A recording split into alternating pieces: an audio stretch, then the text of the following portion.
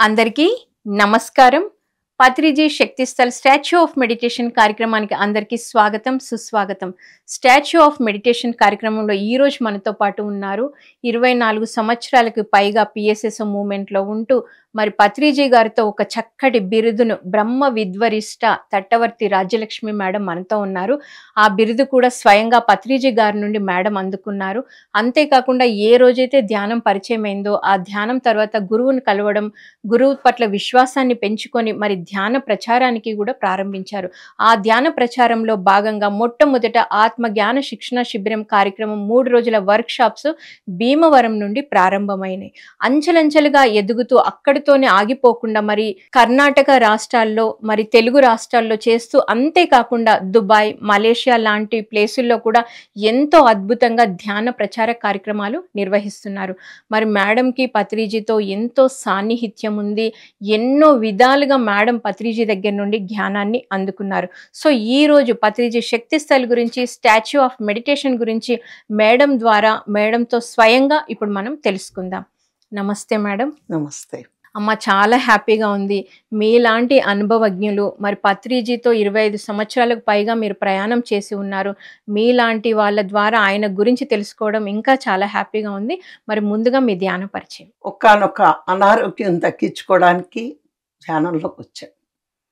ధ్యానంలోకి వచ్చి నేను అది తగ్గాక నాకు ధ్యానం అంటే ఇంట్రెస్ట్ కలిగింది. అప్పటి వరకు నాకు పత్రిజీని కలిసే వరకు కూడా ధ్యానం గురించే తెలియదు. చిన్నతనం నుంచి భక్తి తెలుసు, ఎందుకంటే వెంకటేశ్వర స్వామి దేవాలయం కట్టాం.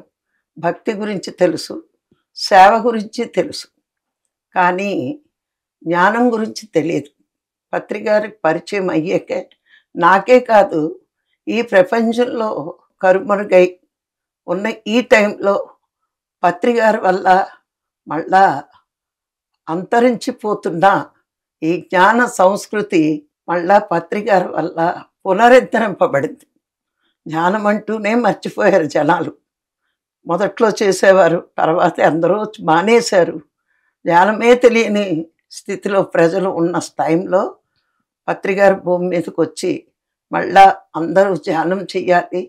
సమస్త దుఃఖాలకి కారణం ఆత్మజ్ఞానం లేకపోవడమే. ఆ ఆత్మజ్ఞానం పొందితే ఈ భూమి మీద ఎవ్వరూ దుఃఖంలో ఉండరు మానవులు అని ఆయన చాటి చెప్పాడు.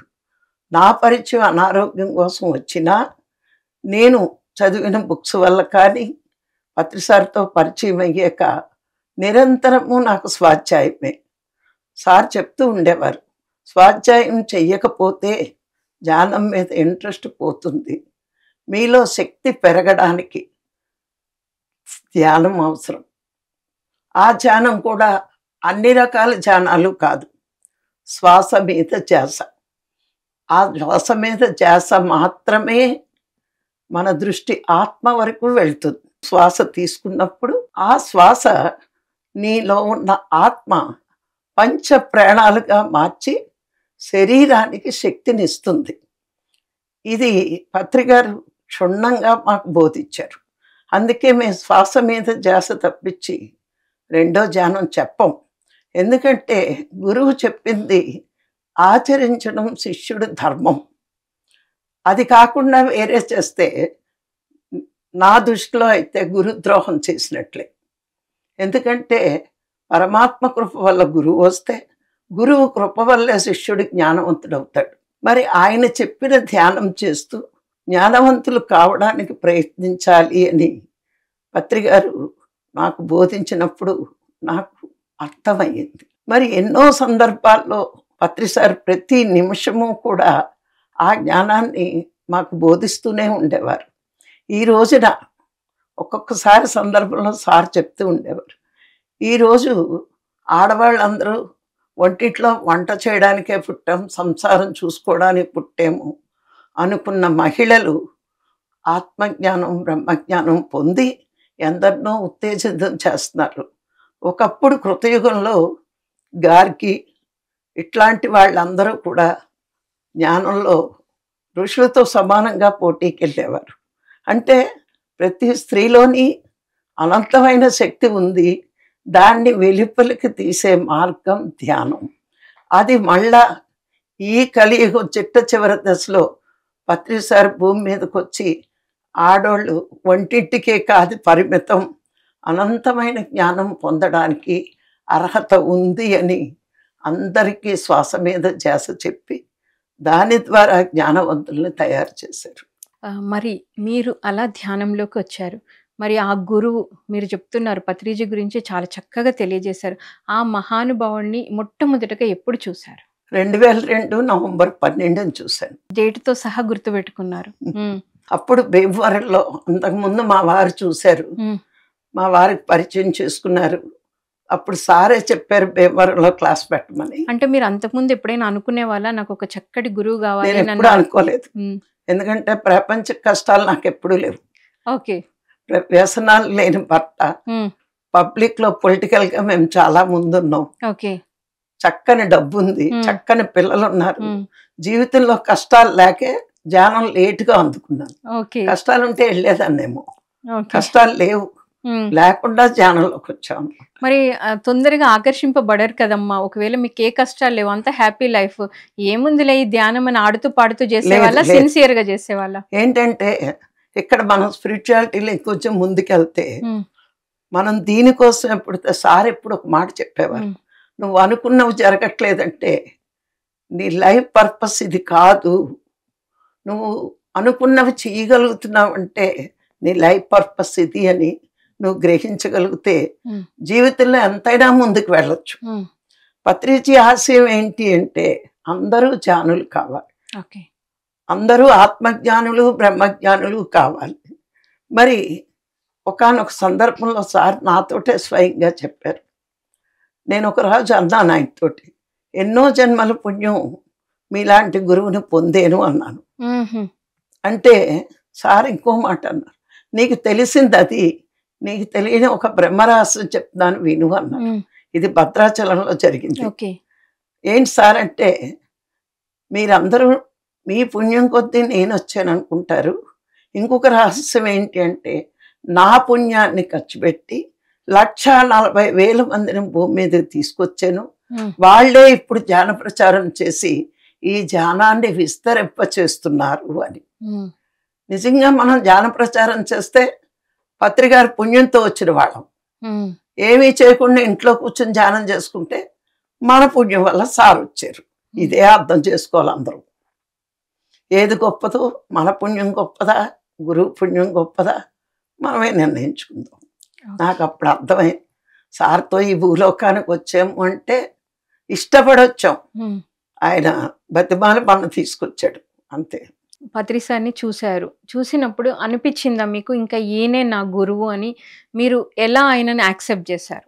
నాకు ఎప్పుడు ఆయన గురువులా లేరు, మా నాన్నగారులా ఉండేవారు. ఓకే. మా నాన్నగారు నాకు చాలా ఇష్టం. నేను వెస్ట్ బెంగాల్ అమ్మాయిని, ఒక్కతే కూతురు, ముగ్గురు అన్నదమ్ములు, చాలా గారం. దూరం కదా బెంగ ఎక్కువ ఉండేది నాన్న మీద.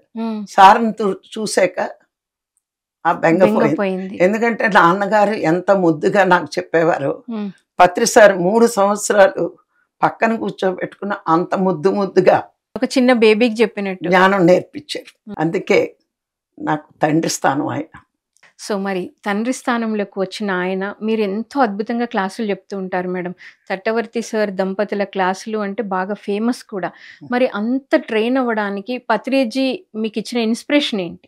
యాక్చువల్గా పత్రి సార్ని త్రికరణ శుద్ధిగా మనస వాచ కర్మణ గురువు అని నమ్మినప్పుడు, ఈ గురువు నాకు భగవంతుడు గిఫ్ట్గా ఇచ్చాడు. ప్రాపంచిక జీవితంలో అన్ని ఆనందాలు ఉన్నాయి, కానీ కనిపించే ప్రపంచమే కాదు, కనిపించినది ఒకటి ఉంది, అది తెలుసుకుంటేనే నువ్వు గొప్పదానివి అని గురువు చెప్పినప్పుడు ఆ కనిపించినదేంటో తెలియపరిచారు ఆయన విడపరిచి. భగవంతుణ్ణి చూపించడానికి నీ జీవితంలో సద్గురు వస్తాడు. సాధన అనే ధనం నువ్వు సంపాదించుకుంటే అక్కడికి చేరుకోవచ్చు. మరి అది చెప్పడానికి తల్లిదండ్రులు చెప్పారా? లేదు. మరి స్కూల్ టీచర్స్ చెప్పారా? లేదు. ఆ లోకాల గురించి, మనం చేరుకోవాల్సిన గమ్యం గురించి, మన లక్ష్యం ఏంటి భూమి మీదకి వచ్చాక, ఇన్ని విషయాలు సార్ మనకు చెప్తున్నారు.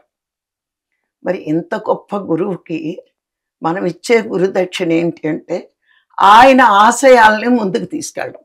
ఆయన 2 ఆశయాలు ఉన్నాయి. శాకాహారం, అందరూ జానులుగా కావడం. Yes madam. మిగతా చిన్నవి చాలా ఉంటాయి అనుకోండి. నా దృష్టిలో ఈ 2 మెయిన్ పాయింట్. అందుకే జ్ఞాన ప్రచారము అంటే అన్ని జీవుల్ని ప్రేమిస్తూ ఆ జీవుల రక్షణ కోసం నిలబడటమే. మరి ఎంతో అద్భుతంగా ఇలా మీ ప్రయాణం అంతా సాగుతా ఉంది మేడం. రెగ్యులర్గా సార్ కూడా భీమవరంకి వచ్చేవాళ్ళు పత్రిజీ. చాలా ఎక్కువ. మా ఇంటికి వచ్చిన నాళ్ళు ఎవరింటికి అన్నిసార్లు వెళ్ళలేదు. ఓకే. కేవలం నా యాక్సిడెంట్ అయ్యాక 2 years నా కోసం వచ్చారు. ప్రతి నెల వచ్చి ఒక రోజు ఉండి రాత్రి 12-1 గంట వరకు క్లాస్ చెప్పేవారు మాకు. సో మీరు ఇందాకే అన్నారు సార్ ప్రత్యేకించి మీకోసమే వచ్చేవాళ్ళు. వచ్చినప్పుడు మీ క్లాస్ కూడా చెప్పేవాళ్ళు 12. అందులో కొన్ని అసలు మళ్ళీ మీరు ఇప్పుడు ఆ మధుర స్మృతులను గుర్తు తెచ్చుకుంటే అంత నూతనోత్సాహం కలిగేటటువంటి కొన్ని మాకోసం. ఫస్ట్ ఆయన ఏం చెప్పారు అంటే, ఈగలా బతకొద్దు, తేనెటీగలా బతుకు అన్నారు ఫస్ట్. ఓకే. అంటే ఏంటి? కుళ్ళిన వాటి మీద ఉంటుంది, మంచి వాటి మీద ఉంటుంది, ఎవరికి ఉపయోగపడదు ఈగ. మరి తేనెటీగ అద్దె పువ్వుల మీద వాలి మకరందాన్ని సేకరించి తేనెగా తయారు చేసి మనకే ఇస్తుంది. అంటే నువ్వు ఆడి జానం చెప్తాడా, ఈడి జానం చెప్తాడా అని అడ్డమైన వాళ్ళ దగ్గరికి పరిగెట్టకు. ఆత్మ గురించి ఎవరు చెప్పినా విను. ఆత్మజ్ఞానానికి సంబంధించిన బుక్సే చదువు. నువ్వు ఎదుగుతావు. అప్పుడు నువ్వు ఎన్ని చదువుతున్నా నీ కాన్సెప్ట్ నువ్వు తయారు చేయి. అందుకే నేను అదే ఫాలో అవుతా. ఎన్నో బుక్స్ చదువుతా, నేను కాన్సెప్ట్ తయారు చేస్తాను. ఒకసారి గురువులు శిష్యులు ఎలా ఉండాలి, శిష్యుడు అహంకారంతో పెరిగితే ఎట్లా ఉంటాడు సార్ అన్న. దానికి గురువు ఏం చెప్పారంటే, ఒక నది వెళ్తూ ఉంటుంది, నది లాంటి వాడు గురువు.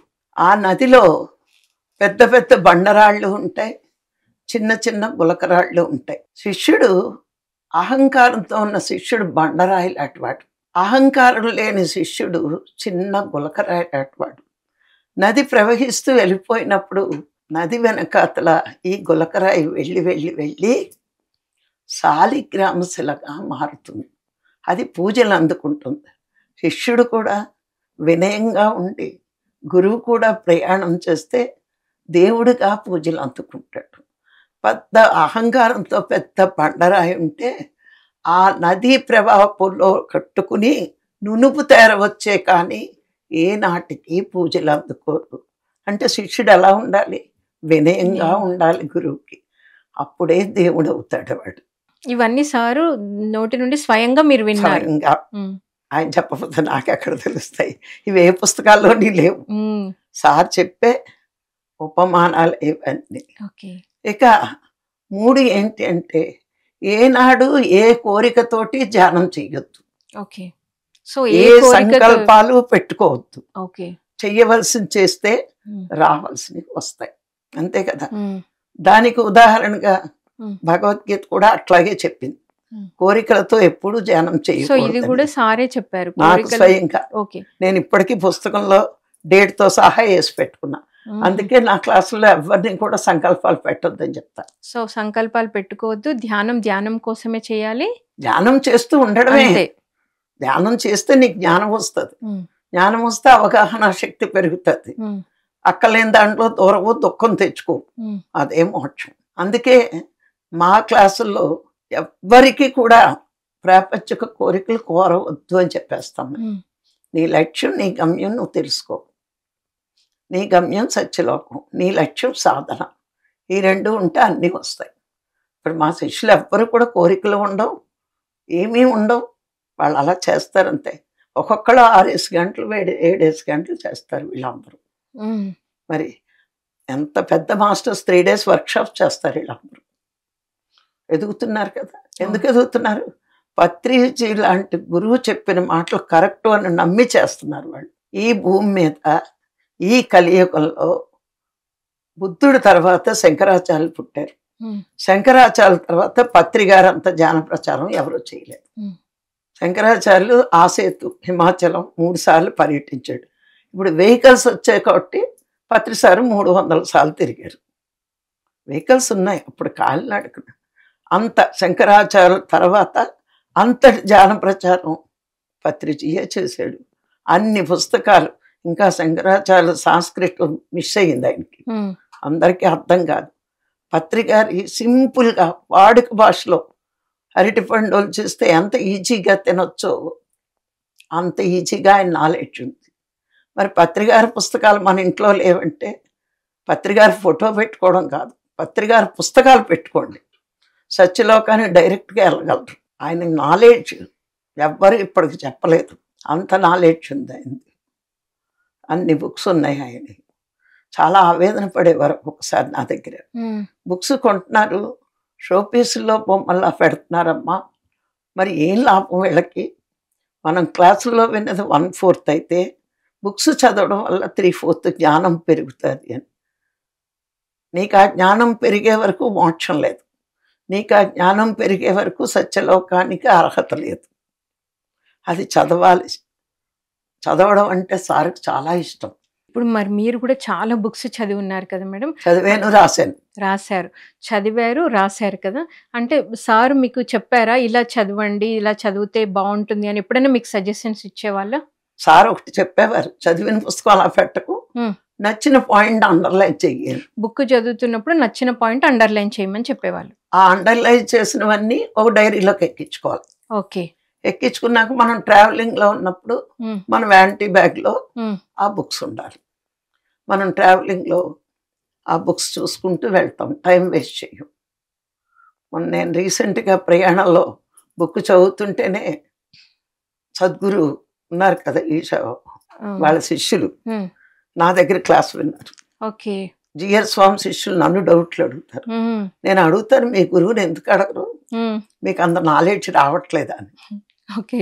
పత్రికారి శిష్యులకే నాలెడ్జ్ ఉంటుంది, ఆయన నమ్మిన వాళ్ళకి. ఆయన నమ్మిన వాళ్ళకి ఆరోగ్యం కోసం వస్తే అవ్వదు, సంకల్పాల కోసం నాలెడ్జ్ రాదు, కేవలం జ్ఞానం కోసమే. అది చేసిన వాళ్ళకి మాత్రం ఆ జ్ఞానం ఉంటుంది, డౌట్లే రావు. డౌట్లు వస్తే మనకి ఇంకా జ్ఞానం పెరగలేనట్టే. అదే సార్ సలహా చెప్పేవారు, నువ్వు సాధన చేసినప్పుడు ఎందుకు చెయ్యాలి. చాలామందికి ఒక డౌట్ ఉంది, మనసు వల్ల నువ్వు జ్ఞానం పొందలేకపోతున్నావు, ఆ మనసు బాహ్యముఖంగా తిరుగుతుంది, చెత్తను పోగేస్తున్నావు. చెత్తను పోగేయడం మానే, చెత్త తీసే పక్కకి, ఉన్నదంతా మంచిగా ఆ జ్ఞానం వస్తుంది. ఆత్మ మీద ఉన్న పొర తొలగించు, ఆత్మ కాంతివంతం అవుతుంది, శక్తివంతం అవుతుంది, నీకు ఆత్మ అన్ని సంకేతాలు ఇస్తుంది. సో మరి ఇలా మీ ప్రయాణం అంతా సాగుతూ ఉంది. ధ్యాన ప్రచారం కూడా మీరు ఎంతో అద్భుతంగా చేస్తున్నారు. కొన్ని సమయాల్లో మనకు ఒక నిర్ణయం తీసుకోవాలనుకున్నప్పుడు ఇది కరెక్టా కాదా అని కూడా మనకు అనిపిస్తుంది. అలా ఉన్నప్పుడు మీరు గురుముఖతః ఆయన సమక్షంలో తీసుకున్న నిర్ణయం ఏంటి? ఒక్కొక్కసారి గమనిస్తే మేము ఎక్కువ స్ట్రైన్ అయిపోతే సార్ చాలు అంత చెయ్యాలని అడిగేవారు. ఓకే. లేదు సార్ మీరే చెప్తారు కదా ఉన్నప్పుడే చెయ్యాలి అని ఎప్పుడు ఆగేదాన్ని కాదు. కానీ పత్రిసారికి రాబోయే అన్నీ ముందే తెలుస్తాయి, అది అందరూ జగమెరిగిన సత్యం. కానీ ఆయన మహత్యాలు చూపించడు కాబట్టి కొంతమందికి ఈయనకి శక్తివంతుడు అంతా అని తెలియదు. నా హిస్టరీ చదివితే తెలుస్తుంది కొంతమందికి, కొత్తగా ఉన్న వాళ్ళకి తెలియదు. ఒకసారి నన్ను సడన్గా నువ్వు ఇంక వెళ్ళొద్దు అన్నారు ప్రచారానికి. ఓకే. సార్ ఎందుకు మానాలి, నేను బాగున్నాను కదా, మీరే చేయమంటారు, మీరే వద్దంటారు, నువ్వు చెప్తే వినవు, చాలా మొండి కట్టాను అన్నారు. ఆయన అన్న వారం రోజులకు నా 2 కాళ్ళు చచ్చిపడిపోయి బీసిపోయి అడుగు వేయలేకపోతున్నాను. వచ్చారు సార్, నాకు ఏ తేడా వచ్చినా వెంటనే వస్తారు. వచ్చి నేను చెప్తే విన్నావా, ఎందుకు చెప్పానో అర్థమైందా అన్నారు. అర్థమైంది సార్, ఇంకా మీరు బయటికి వెళ్ళమన్నా వరకు నేను వెళ్ళను సార్. 2 months అట్లా ఉన్నాను. సార్కి చెప్పకుండా ఎక్కడో ఓపెనింగ్ మా వారిని కూడా అడగకుండా ఆ రోజు నందా సార్ క్లాసు, ఈ అడావిళ్ళు వాళ్ళు ఫోన్ చేశారు పిరమిడ్ ఓపెనింగ్ అంటే వచ్చేస్తాను. సాయంత్రం భయం వేసింది, సార్కి చెప్పలేదు నేను. అలాగే రాఘరావు గారికి ఫోన్ చేస్తే నేను చెప్తానులే అన్నారు. చెప్తే పిరమిడ్ ఓపెనింగే కదా వెళ్ళు అన్నారు. అలా సారు వెళ్ళు అన్నాకే నేను బయలుదేరాను. వద్దన్న పని ఆపేయాలి. మొండిగా వెళ్తే రాబోయే ప్రమాదం ఆయన హెచ్చరించిన అలా చెప్పలేదు, నువ్వు సఫర్ అవుతావు అని కూడా చెప్పలే, ఆగు అన్నారు. ఎందుకు ఆగాలని మొండిగా ముందుకెళ్ళాం. ఆ అనుభవం నుంచి ఇంకెప్పుడు కూడా సార్ వద్దన్న పని నేను చేసేదాన్ని కాదు. సో మరి ఇలా ఎంతో అద్భుతంగా మీ ట్రావెల్ అంతా జరుగుతా ఉంది మేడం. ఇంకా పత్రిజీ ఈ మరి బాడీ వెకేట్ చేస్తున్నారని తెలిసినప్పుడు మీ ఎలా ఫీల్ అయ్యారు? సార్ నేను అంతకుముందు 1 ఇయర్ బ్యాక్ మా ఇంటికి వచ్చారు, అదే లాస్ట్. ఆయన కారు ఎక్కుతూ ఎక్కుతూ మళ్ళీ ఇంట్లోకి లోనికి వచ్చారు. నేను వంటింట్లోంచి లేట్గా వస్తుంటే నా దగ్గరికి వచ్చి, అమ్మా నువ్వు బంధాల్లో ఇరుక్కోకు అన్నారు. ఎందుకు సార్ ఇట్లా మాట్లాడుతున్నారు? 3 సార్లు ఆ మాట చెప్పారు. నువ్వు బంధాల్లో ఇరుక్కోకు ఇరుక్కోకు. కారు ఎక్కేసి వెళ్ళిపోయారు. 1 ఇయర్ నేను చూడలా. తర్వాత సిక్ అయ్యారు అన్నారు. వీళ్ళ మ్యారేజ్ ఎప్పుడు చూశాను, మాట్లాడే అవకాశం రాలేదు, మాట్లాడలేదు. ఇక్కడ కర్తాలు వచ్చాను. ఒకసారి షాక్ అయ్యాను నేను ఆయన చూసి. అర్థమైపోయింది ఇంకెళ్ళిపోతాను. కానీ దుఃఖం ఆగట్లేదు. ఎందుకు సింహంలో ఉన్న ఆయన ఇట్లా ఎందుకు అయ్యారు? ఆ రోజు సార్ చేయి పట్టుకుని, సార్ ఇంక మీరు అలసిపోతున్నారు, అలసిపోవద్దు, ఇంట్లోనే ఉండండి, మేము చేస్తాం. మీరు ఎంతోమంది లక్షల మందిని శిష్యులను తయారు చేశారు, మీరు రెస్ట్ తీసుకుంటే మేము చేస్తాం. నేను నా చివరి శ్వాస వరకు మీరు ఏ ఆశయంతో ముందుకెళ్ళారో మీ ఆశయాన్ని ప్రయత్నిస్తాను నేను ముందుకు తీసుకువెళ్ళడానికి. అంటే నిజంగా చేస్తావా అని అడిగారు. ఓకే, చేస్తానన్నాను. అయితే అది మైక్లో చెప్పు అని పిరమిడ్లో చెప్పించి చెయ్యి గట్టిగా పట్టుకుని ఇంక వదలలేదు ఆయన. చేస్తాను సార్ అని చెప్పాను. చెప్పి మరి ఎందుకో సారిపోయాక నేను ఇంట్లో ఒక 4 రోజులు ఉంటే మిగతా 25 రోజులు ఈ క్లాసులు ఇవి అవి అద్భుతంగా ప్రచారం ఇంకా ఎక్కువ చేస్తారు. చెయ్యాలని అనుకోకపోయినా ఆ ప్రకృతి అవకాశాలు అలాగే ఇస్తుంది. ఇంటికి వస్తాను, ఫోన్ వస్తుంది, మీరు రావాలి అంటే ఒప్పుకోవడం, మళ్ళీ క్లాసెస్కి వెళ్ళడం జరుగుతుంది. ఆ తర్వాత మనకి ఇప్పుడు పత్రిజీ శక్తిస్థల్ మేడం. శక్తిస్థల్ అనేది అసలు కడతాల్లో ఉంది. మరి ఈ శక్తిస్థల్ అని పేరు ఎందుకు పెట్టారు? సో శక్తిస్థల్ నిర్మాణం ఎందుకు జరగాలి అని మీకు ఎప్పుడు అనిపించింది? ఎప్పుడు అనిపిస్తుంది. ఎందుకు అంటే మహాత్ములు వెళ్ళిపోతారు, వాళ్ళ జ్ఞాపకాలు భూమి మీద మిగిలిపోతాయి. కృష్ణ భక్తులకి మధుర, రామ భక్తులకి అయోధ్య, పిరమిడ్ మాస్టర్లకి శక్తిస్థల్ కట్టాలి. అయితే దీనికి చాలామందికి ఒక అనుమానం వస్తుంది, శక్తిస్థల్ ఎందుకు పేరు పెట్టారు. ఆయన నోటింటి వచ్చిన మాటే ధ్యానం. అవును. రెండోది మాట్లాడటం. అంటే ఏంటి ధ్యానం అంటే? ప్రతివాడు శక్తిని పొందాలి, అవునా కదా? ఆ శక్తి పొందాలి అని చివరి శ్వాస వరకు తప్పించాడు ఆయన. ప్రతివాడు శక్తివంతుడు కావాలి, ఎందుకంటే ఆ శక్తి లేకే మానసిక బలహీనులుగా మారిపోతున్నారు అందరూ. ఆ శక్తి అనంతమైన శక్తి పొందినవాడు దైవంగా ఎదుగుతాడు అని నిరంతరము తప్పించారు. ధ్యానం చేయంటే ఏంటి? నువ్వు శక్తివంతుడు కావాలి, వచ్చినప్పుడే మంచేదో చెడ్డేదో తెలుసుకుంటావు, పాజిటివ్ థింకింగ్లో ఉంటావు, సేవలో ఉంటావు. పరజీవుల హితవు కోరుకుంటే పరమాత్మ మెచ్చుతాడు అని సాటి చెప్పాడు ఆయన. అది అర్థం కావట్లేదు. కానీ అంత శక్తి ప్రజలు పొందాలని పోరాడాడు కాబట్టి ఆయన సమాధికి శక్తిస్థలని పేరే కరెక్ట్. సమాధి అంటే మళ్ళా మన క్వశ్చన్ అడుగుతారు, జీవ సమాధి చచ్చిపోయిన సమాధానం. ఆయన భౌతికంగా వెళ్ళిపోయిన ఆత్మగా అందరిలోని పాఠాలు చెప్తూ ఇంకా ఉంటూనే ఉన్నాడు ఆయన. మరి అది చూసినప్పుడైనా ఈ శక్తిస్థలను చూసిన ప్రతివాడికి నేను అంతగా ఎదగాలి, అంత శక్తివంతుడిని కావాలి, నాకు ఈ భూమి మీద అసాధ్యమైనది ఏదీ లేదు, అన్నీ సాధ్యమే అనే అంత గొప్పగా ఎదగాలి. అందుకే అందరిలాగా సమాధి అంటారు, దాన్ని శక్తిస్థల్ అంటారు. నీకు శక్తి పొందాలి అని గుర్తు రావాలి సమాధి చూసినప్పుడు. అది నా ఉద్దేశం, దానికి ఆ పేరు వచ్చిందేమో.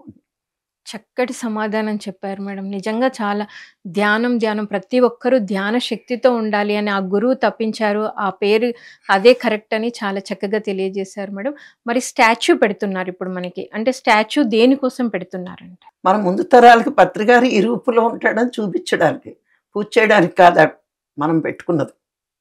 ఇప్పుడు మానసిక బలహీనంతో వాళ్ళు అట్లా పూజలు చేస్తున్నారు, కానీ పూజ కంటే చాలా గొప్పది అని చాటి చెప్పిన పత్రిజీ విగ్రహాలను పెట్టి మనం పూజ చేసుకోవడానికి కాదు, ఇన్స్పిరేషన్ కోసం. పత్రిసారి ఇట్లా ఉన్నారు.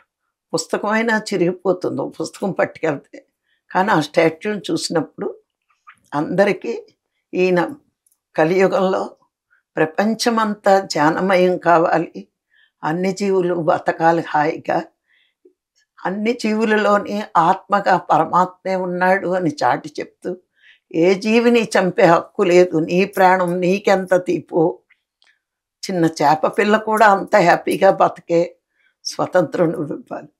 గాంధీ మహాత్ముడు భారతదేశానికి స్వతంత్రం ఇస్తే సృష్టిలో సర్వజీవులకి స్వతంత్రం ఇచ్చాడు పత్రిసారి. Yes, amazing answer madam. మరి అట్లాంటి వ్యక్తి ఇలా ఉన్నాడని చూపించడానికి స్టాచ్యూ కావాలిగా, కావాలి పూజ చేయడానికి, అభిషేకం చేయడానికి. ఏమో 100 సంవత్సరాల తర్వాత చేస్తారేమో తెలియదు, కానీ ఇప్పుడు మాత్రం మనందరి ఉద్దేశం రాబోయే తరాలు పత్రిసారి ఇట్లా ఉండేవారని తెలియచెప్పడానికి ఆ స్టాచ్యూస్. అంతేకాని గుళ్ళో పెట్టినట్టు ప్రాణశక్తి కోసం ప్రాణం ఇస్తుంది అది కాదు మన ఏం. ప్రాణశక్తి అన్నది ఎవడికి వాడు తీసుకోవాల్సిందే. పంతులు వస్తే మనకు విగ్రహానికి ఇచ్చేది కాదు ప్రాణశక్తి. ఎవడికి వాడు ధ్యానం ద్వారా ప్రాణశక్తిని తీసుకోగలగాలి. పత్రిసారి సబ్జెక్టు ఒక్క వర్డ్ తీసుకున్నా వారం రోజుల సబ్జెక్ట్ ఉంటుంది అది. అంటే దీన్ని బట్టి ఆయన మనకిచ్చిన జ్ఞానం ఎంత ఉందో ఎవరో ఓకే అందదు. ప్రాణశక్తి అనే పదం ఎందుకు వాడాడు, ప్రాణశక్తి అంటే ఏంటి, ఇట్లాంటి విషయాలు తెలుసుకోవాలంటే ప్రతి వాళ్ళు 3 days వర్క్షాప్లో ఇక్కడ కానీ భీమవరం కానీ పాల్గొంటే ఒక 2 words నేర్చుకుని వెళ్తారు. 3 days వర్క్షాప్స్, ఒక గంట క్లాసులో ఇన్ని చెప్తామండి మేము. Okay madam. మరి చివరిగా నిజంగా పత్రిజీ మీ లైఫ్లో ఎంతో ఉన్నారు, నిజంగా మీ ఇంటికి అంత రెగ్యులర్గా రావడం, ఆ మహానుభావుడి గురించి మర్చిపోలేని ఇంకొక 2 పదాలు. పత్రిసారి నిజమైన శిష్యులు ఎవరు కూడా మర్చిపోరు. ఎందుకు అంటే నీ ఊపిరి ఉన్నంత వరకు దాని మీద ధ్యాస లేకుండా బతికవు ప్రపంచక జీవితంలో. అందుకే అందరి జీవితాల్లో ఏడుపు ఉంది.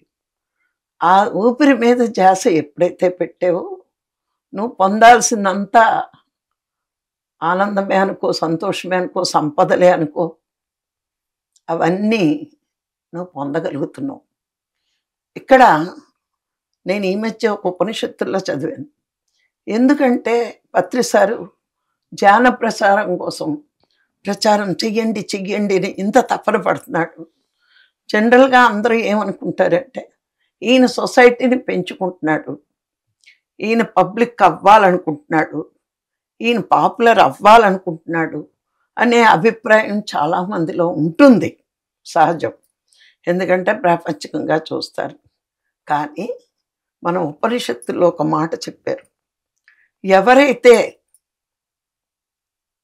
ధ్యానం చేస్తూ జ్ఞానం పొందుతూ సంతోషాన్ని పొందుతూ, ఎందుకు సంతోషం, పరమాత్మ వైపు ప్రయాణం వేళని చేయిస్తున్నాం కాబట్టి ఆ ఆనందాన్ని పొందుతూ, ఇది తెలుసున్నా ఎవరికీ చెప్పకుండా తనలోనే తానుంటే ఈ ఇచ్చిన ధ్యానం అనే సంపద, జ్ఞానం అనేది హరించబడుతుంది, ప్రకృతి తీసేసుకుంటుంది.